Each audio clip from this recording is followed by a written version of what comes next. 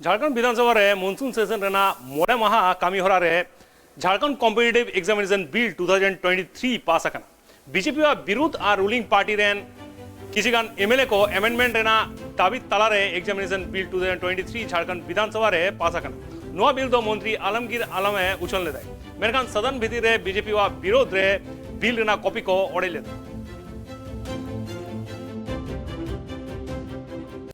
आज बहुत हमारे गंभीर दिख रहे हैं विपक्ष के साथी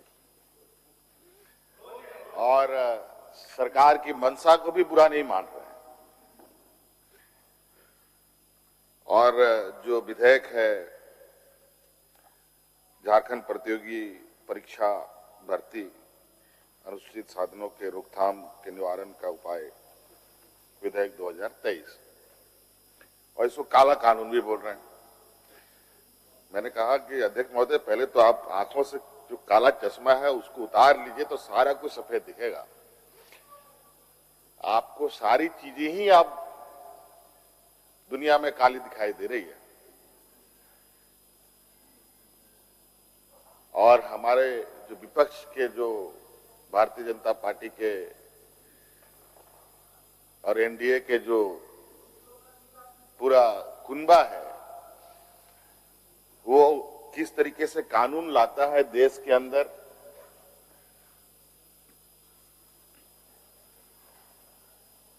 वो भी सब पूरी दुनिया देख रही है। हम लोगों को तो देश देख रहा है, इनको तो पूरा दुनिया देख रहा है। अध्यक्ष महोदय, अभी पार्लियामेंट में भी अभी एक दिल्ली से संबंधित एक विधेयक पारित हो रहा है, अध्यादेश पारित हो रहा है, उस पर बहस चल रही है।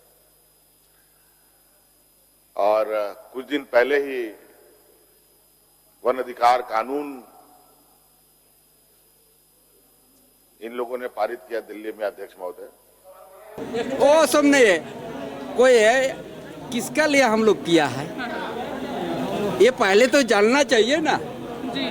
तो ये किसके हित में है दादा? कैसे हित? साहब ये जितना ही अनुशासन पालन होगा, जितना ही नियम पालन होगा उतना ही बढ़िया है। दादा आसू के नेता ने कहा है कि ये अधिकारियों को बचाए हैं आप, और जो परीक्षार्थी अरे हैं, सबका ऊपर है, उनका भविष्य खराब कर रहे हैं। एजेंसी के ऊपर में भी है, हल्का पूरा है नहीं, हल्का नहीं, सबका नियम से चलने के लिए सिखाएंगे। संशोधन क्या क्या किया उसमें? हाँ क्या क्या संशोधन? वो आप लोग आ जाइएगा, कुछ हुआ है। अच्छा, एक छोटा सवाल है, जरूरत क्या पड़ा इस कानून का? काहे नहीं, अभी आप लोग नहीं देखते हैं कि कैसा होता है? कैसे होता है दादा? अब एक आदमी भी दूसरा आदमी के नाम पर बढ़ जाता है कि नहीं? रुकना है कि नहीं? जब तक आपका अनुशासन, आप नियम नहीं पालन कीजिएगा, आप सही रास्ता ढूंढ पाइएगा। झारखंड के लिए, बिहार जैसे राज्यों के लिए हमेशा एक बहुत बड़ा समस्या रहा है।